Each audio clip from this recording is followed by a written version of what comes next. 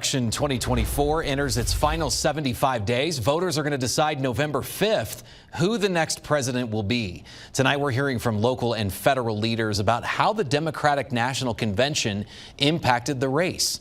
11 News reporter Jared Dean is in studio with me tonight. You spoke with El Paso County Democrats about the switch from President Biden to Vice President Harris as the nominee.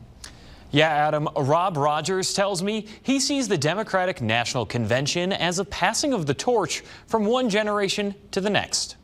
And I think that people are picking up on the fact that it's more than that. I think it's really a generational shift. I mean, what we're seeing. A week-long celebration at the Democratic National Convention ends with just over 2 months to go until the November election.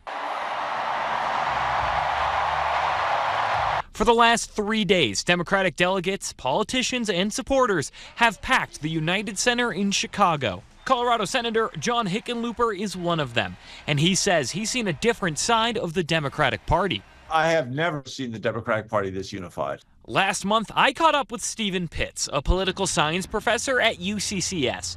He says things like the economy and cultural issues will be on the top of mind for voters this election cycle. Really, it's how people are doing economically, how well you're doing it, like kitchen table politics, and just how good of a life and what kind of quality of life most Americans feel like they're living. Both Hickenlooper and Rogers acknowledge a lot has changed for the Democratic Party in the last month. There was a lot of enthusiasm whenever Vice President Harris made that announcement. Because there's so little time to put a national campaign together.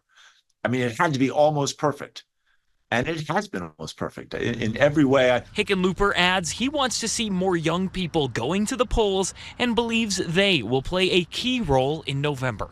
Pitts says it's independent and undecided voters that will play a key role. And you start to see what the two sides are going to do to try to woo those voters and get those voters in around those issues. Harris and former President Trump take the debate stage on September 10th. This will be the first debate since Trump and Biden faced off in June.